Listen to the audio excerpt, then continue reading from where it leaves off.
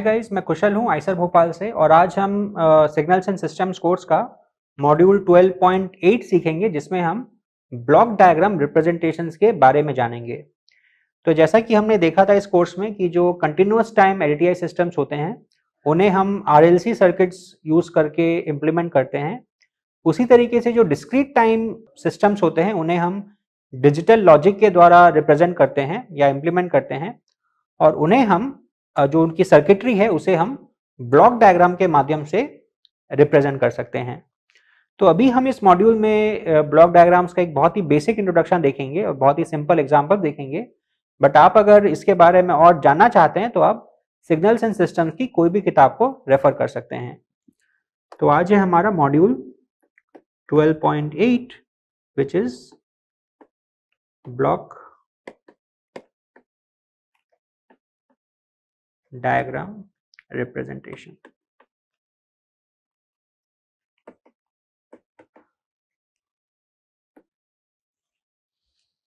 तो सपोज अब हम कोई अगर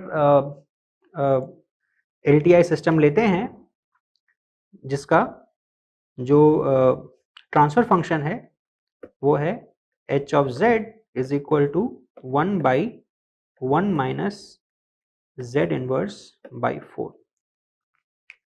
तो इसका जो करस्पॉन्डिंग जो डिफरेंस इक्वेशन होगा वो हम बड़ी आसानी से निकाल सकते हैं, क्योंकि हम जानते हैं कि जो एलटीआई सिस्टम्स होते हैं उनमें एक बहुत खास प्रॉपर्टी होती है कि उसका जो आउटपुट होता है y ऑफ n उसे हम x of n convolve with h of n लिख सकते हैं और इसका हम अगर z ट्रांसफॉर्म लें तो हमें मिलेगा y of z is equal to capital X of z times capital H of z।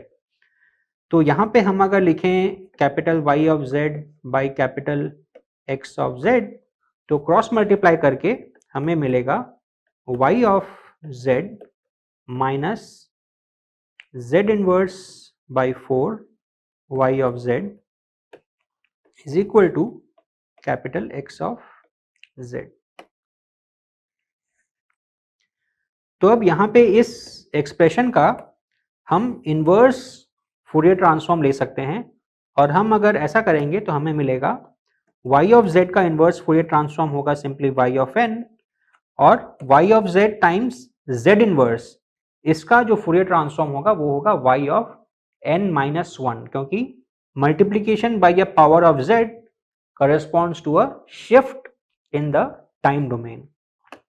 तो ये होगा minus 1 by 4 y of n minus 1 is equal to x of n।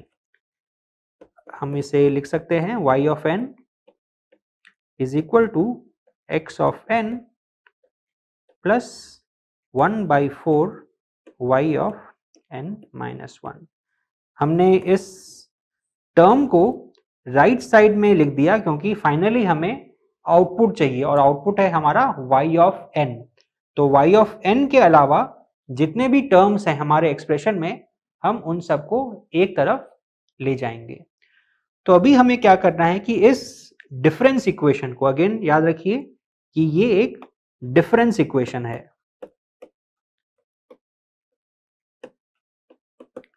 जो हमारा कंटिन्यूअस टाइम का जो केस होता है वहां पे हमारा डिफरेंशियल इक्वेशन होता है, क्योंकि वहां पे हम डिफरेंशिएशन कर पाते हैं।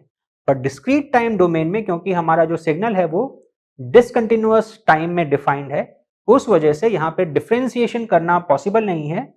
तो यहाँ पे हम डिफरेंस इक्वेशन के माध्यम से हमारे इक्वेशंस को और सिस्टम्स को रिप्रेजेंट करते हैं। तो अब इसे अगर हमें एक ब्लॉक डायग्राम के माध्यम से रिप्रेजेंट करना है तो हम क्या करेंगे कि सबसे पहले हमारा जो इनपुट है x ऑफ n उसे लेंगे। अब यहाँ पे x ऑफ n में हमने 1 by 4 times y of n minus 1 जोड़ दिया है।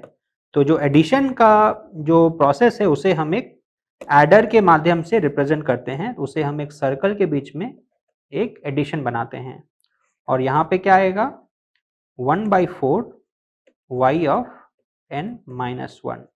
तो हम अगर इन दो टर्म्स को ऐड करेंगे तो हमारे पास फाइनली आउटपुट आना चाहिए y ऑफ n। अब सवाल ये है कि ये जो 1/4 y ऑफ n माइनस 1 है, ये हमारे पास आएगा कहाँ से? क्योंकि इनपुट है वो तो x है, उसमें तो y है नहीं, तो ऑब्वियसली ये जो y of n minus 1 term है वो हमारा y ऑफ n से आएगा। कैसे आएगा? सबसे पहले हमें y ऑफ n को 1 टाइम यूनिट से हमें डिले करना पड़ेगा और हमें उसे 1/4 से मल्टीप्लाई करना पड़ेगा।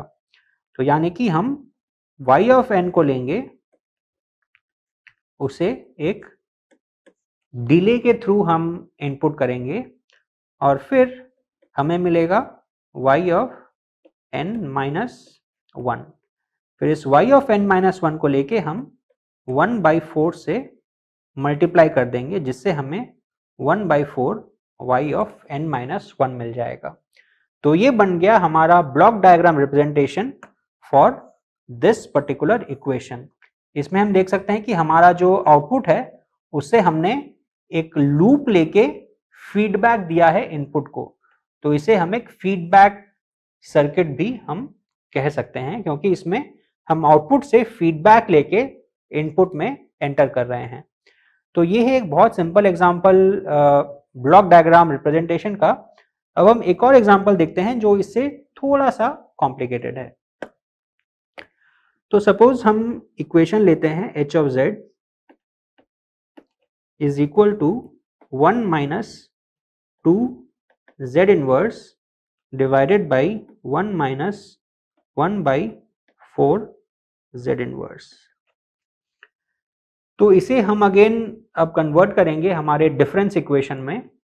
तो अगेन इसे हम लिखेंगे equal to y of z by x of z, और फिर से हम अगर क्रॉस मल्टीप्लाई करेंगे तो हमारे पास आएगा y of z minus 1/4 z inverse y of z which is equal to x of z minus 2 z inverse capital X of z। तो इसे हम अगर अगेन फिर अगर इन्वर्स z ट्रांसफॉर्म अगर हम लेते हैं तो हमें मिलेगा y of n minus 1/4 y of n minus 1 is equal to x of n minus 2 x of n minus 1। Again ये डिले हो रहा है क्योंकि multiplication by a power of z in the z domain is equivalent to a delay or advance or a time shift in the time domain। तो इसे हमें अभी represent करना है ब्लॉक डायग्राम के माध्यम से। तो अगेन हम क्या करेंगे कि ये जो हमारा टर्म है इसे हम राइट साइड में ले जाएंगे। तो हमारे पास फाइनली बनेगा y of n is equal to x of n minus 2x of n minus 1 plus 1/4 y of n minus 1। तो आइए इसे अभी हम एक ब्लॉक डायग्राम के माध्यम से रिप्रेजेंट करते हैं। तो अगेन सबसे पहले आएगा हमारा x ऑफ n। तो x ऑफ n में हमें अब टर्म बाय टर्म जाना है। तो सबसे पहले हमें क्या करना है, x ऑफ n में हमें इस टर्म को हमें सब्सट्रैक्ट करना है, या फिर हम कह सकते हैं कि हमें इस टर्म को हमें उसमें ऐड करना है। तो हम क्या करेंगे कि हम इस x ऑफ n में से एक यूनिट निकालेंगे और पहले उसे हम डिले के थ्रू भेजेंगे ताकि हमारे पास मिलेगा x ऑफ n माइनस 1, और फिर उसे हम मल्टीप्लाई करेंगे -2 से। तो मल्टीप्लिकेशन के बाद में हमें मिलेगा -2x ऑफ n माइनस 1, और उसे हम फिर यहाँ पे एक एडर के माध्यम से ऐड कर देंगे। तो हमारा अब ये जो टर्म है इसका काम हमने कर लिया है। अब हमें इस टर्म को भी टेक केयर करना है। तो इसे हम वैसे ही टेक केयर करेंगे जैसे हमने पिछले इक्वेशन में किया था। तो यहाँ से हमारे पास फिर आता है y ऑफ n, और y ऑफ n को हम फिर एक डिले के थ्रू भेजेंगे तो डिले से हमें यहाँ मिलेगा y ऑफ n माइनस 1 और फिर उसको हमें 1/4 से भी मल्टीप्लाई करना है। तो मल्टीप्लाई करने से हमें मिलेगा 1/4 times y of n minus 1 और उसे फिर ले जाके यहाँ पे हमें ऐड करना है। तो इसके लिए यहाँ पे हम थोड़ी सी जगह बनाएंगे और फिर यहाँ पे एक एडर को डाल देंगे ताकि हमारा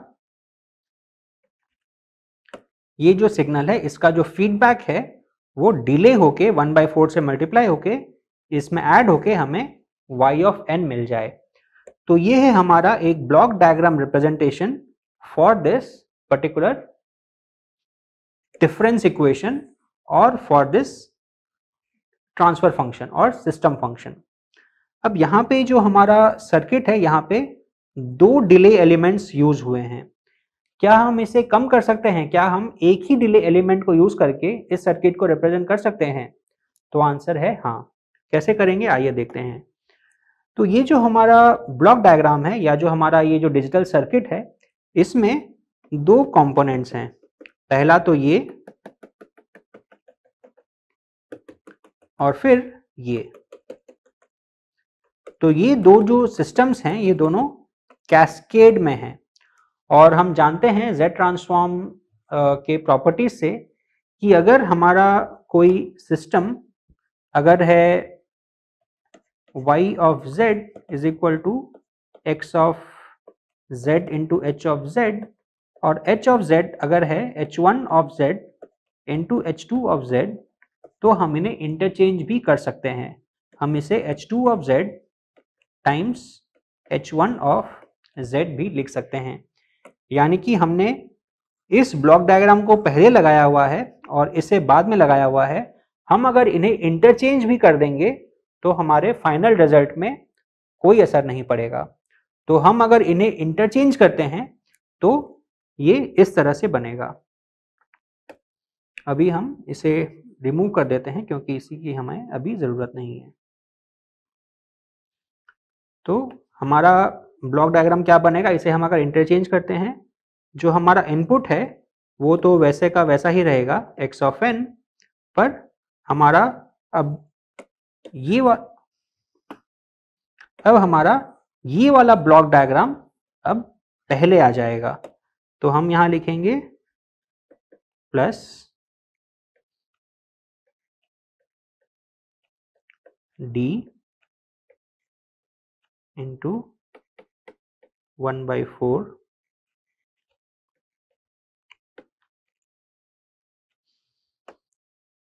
ये दूसरा ब्लॉक डायग्राम हमने अब पहले लिख दिया है और जो हमारा पहले वाला ब्लॉक डायग्राम था उसे अब हम यहां पे लगा देंगे।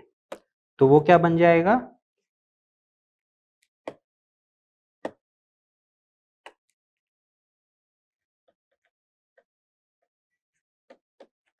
d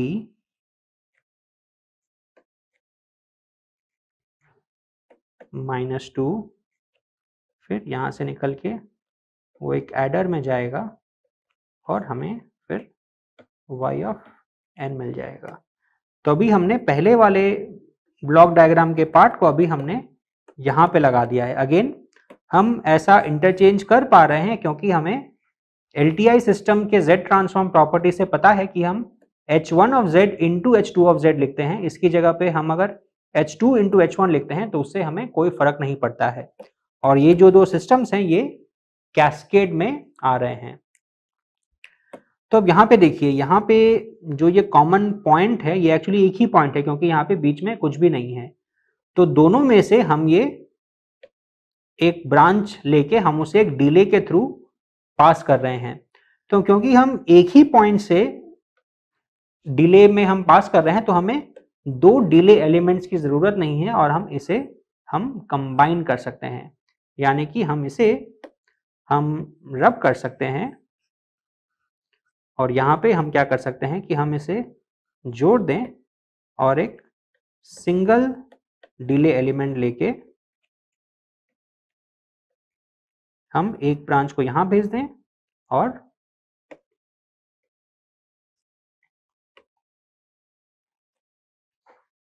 और दूसरी ब्रांच को हम यहाँ भेज दें।